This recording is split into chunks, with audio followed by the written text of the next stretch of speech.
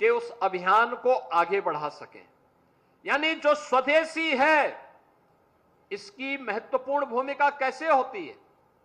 यानी स्वदेशी है क्योंकि हमारे श्रमिकों का श्रम का पसीना और हमारे व्यापारी और उद्यमियों का पैसा उसमें लगा है। यानी इसका मुनाफा भी हमारा ही व्यापारी और हमारा ही श्रमिक प्राप्त करेगा। भारत का पैसा भारत के अंदर लगेगा तो भारत आत्मनिर्भर होगा। अगर भारत का पैसा मुनाफे के रूप में दुनिया में किसी मार्केट में चला जाएगा, किसी देश में जाएगा, तो यही मुनाफे का पैसा बाद में भारत के खिलाफ अलगाववाद, नक्सलवाद और आतंकवाद में खर्च होता है। यही पैसा दुरुपयोग होता है। यह हमारे लिए आवश्यक है कि हमारा पैसा हमारी हस्तशिल्पी कारीगरों और श्रमिकों के हाथों में जाए। यह पैसा दुनिया के मार्केट में न जाए, दुनिया के देशों में न जाए, बल्कि इस पैसे का इस्तेमाल भारत के निर्माण में हो, भारत को आत्मनिर्भर बनाने में हो, भारत को विकसित भारत बनाने में हो। और विकसित भारत बनेगा तब जब विकसित उत्तर प्रदेश होगा, और विकसित उत्तर प्रदेश बनेगा तब जब विकसित गोरखपुर होगा, और गोरखपुर विकसित होगा तब जब हमारा उद्यमी और व्यापारी आत्मनिर्भर होगा और अपने पैरों पर स्वावलंबन के पथ पर अग्रसर होगा। यह अग्रसर होने की एक नई कड़ी है। हर एक सेक्टर में हमें आगे बढ़ना होगा। यह स्थानीय उत्पाद को एक प्लेटफॉर्म देने का नया प्रयास। और दीपावली के समय हर व्यक्ति कुछ न कुछ खरीदता है। अब गोरखपुर में आप देखिए, दीपावली के अवसर पर हर हिंदू परिवार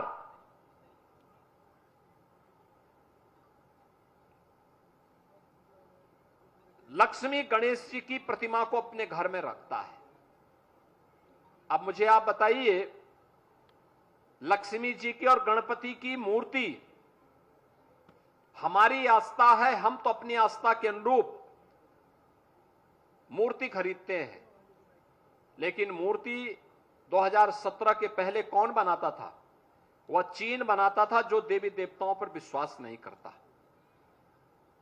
आप सोचो, जब उसका विश्वास ही नहीं, उसके लिए तो एक खिलौना है,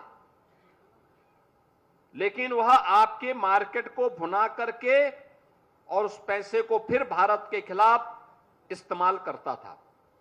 हमने वन डिस्ट्रिक्ट वन प्रोडक्ट के माध्यम से गोरखपुर के टेराकोटा के कार्य को बढ़ावा दिया। मैं देख रहा था एक दिन गोरखपुर के औरंगाबाद और गुलहरिया और उसके आसपास के तमाम गांवों में महिलाएं मिट्टी से बने हुए छोटी छोटी गौरी यानी लक्ष्मी और गणपति की मूर्तियां बना करके हजारों की संख्या में बना रही थी और बना करके दीपावली के पहले मार्केट में उपलब्ध करवाने के लिए तैयारी कर रही थी। ये लगता है हर व्यापारी, आपने देखा होगा, गोरखपुर के टेराकोटा को अब जीआई टैग मिला है। जीआई टैग का मतलब दुनिया के किसी भी बाजार में जाएंगे उस प्रोडक्ट की एक गारंटी होगी। उसको अब कोई मना नहीं कर सकता, नकार नहीं सकता है। और यह एक नया प्रयास प्रारंभ हुआ है सरकार के स्तर पर। उत्तर प्रदेश आज के दिन पर सर्वाधिक जीआई टैग उपलब्ध कराने वाला राज्य है। आप अनुमान करिए, देश के अंदर सबसे अधिक जीआई टैग उत्तर प्रदेश के प्रोडक्ट को प्राप्त हुए हैं।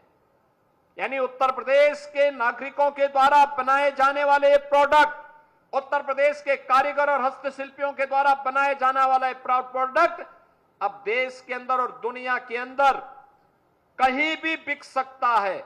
उसके कोई प्रश्न नहीं खड़ा कर सकता, नहीं खड़ा कर सकता है।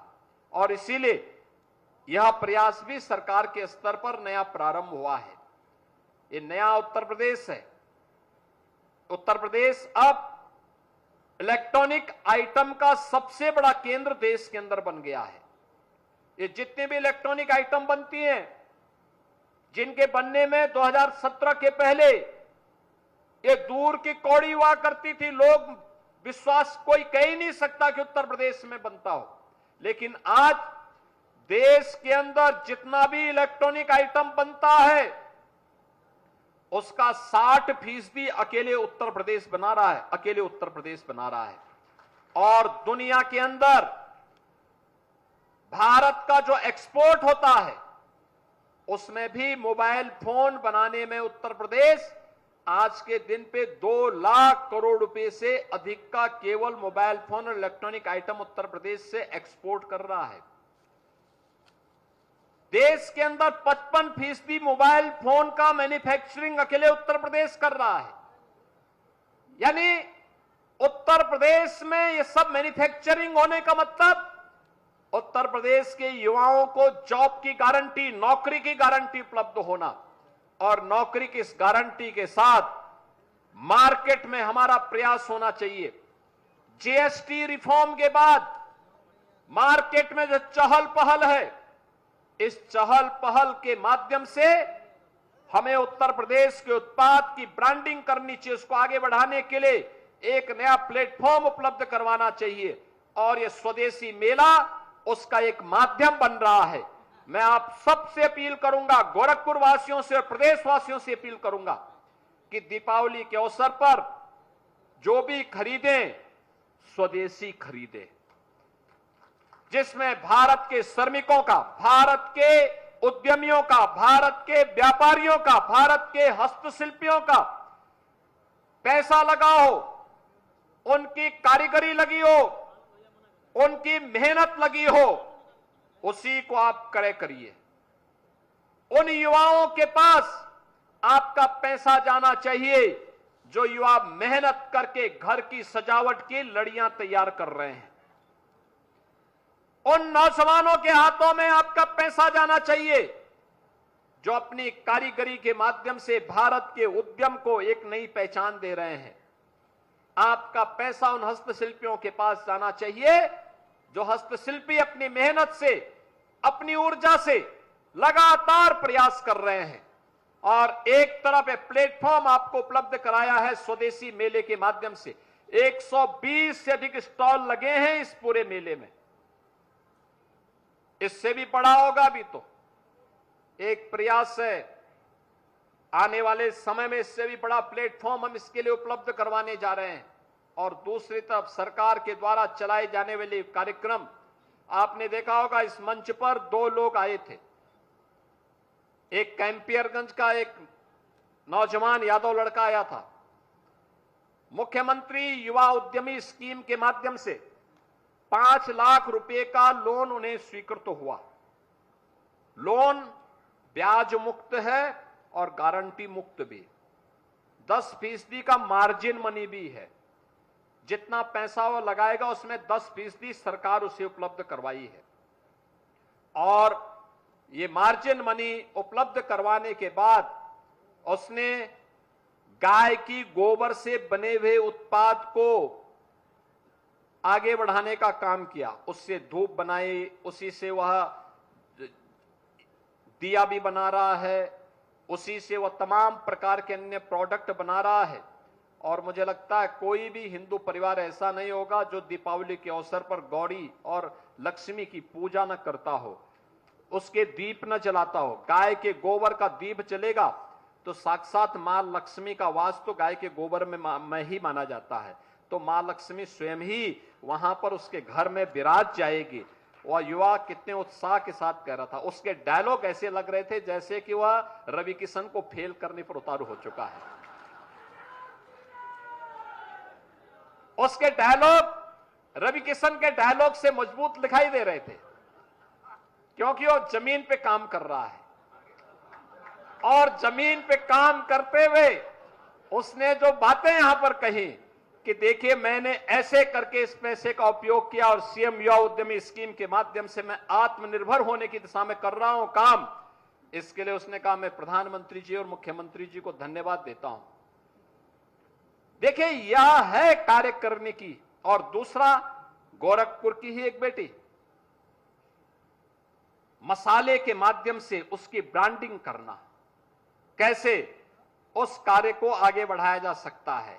सीएम युवा उद्यमी में 5 लाख रुपए की गारंटी मुक्त और ब्याज मुक्त, गारंटी भी सरकार की और ब्याज भी सरकार का। आप व्यवसाय करिए, पहले चरण में 5 लाख, जब मूलधन आप वापस कर देंगे दूसरे चरण में 7.5 लाख रुपया फिर मिल जाएगा। फिर आप और अपना कारोबार बढ़ाएंगे, मूलधन वापस कर देंगे, तीसरे चरण में 10 लाख रुपया देंगे। ये किसी भी युवा उद्यमी को आगे बढ़ने के लिए सरकार के द्वारा दिया जाने वाला इंसेंटिव, सहयोग है, प्रोत्साहन है।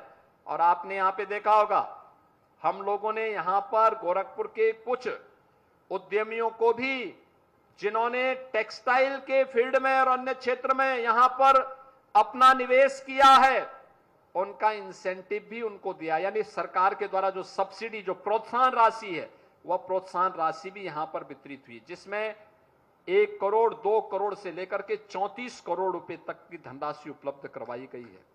यह दिखता है गोरखपुर में उद्यम लग रहे हैं, गोरखपुर में व्यवसाय बढ़ रहा है, गोरखपुर में नौजवानों के लिए रोजगार उपलब्ध हो रहा है।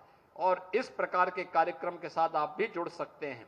मैं आप सबसे अपील करूंगा, दीपावली के अवसर पर जो भी खरीदें स्वदेशी खरीदें, जो भी गिफ्ट दें स्वदेशी गिफ्ट दें।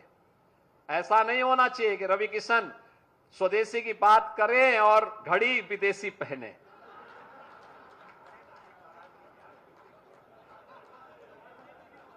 लेकिन ये चीजें मैंने उनको कहा है कि भाई देखो, जो बोलना है वही करो और जितना करना है उतना ही बोलो।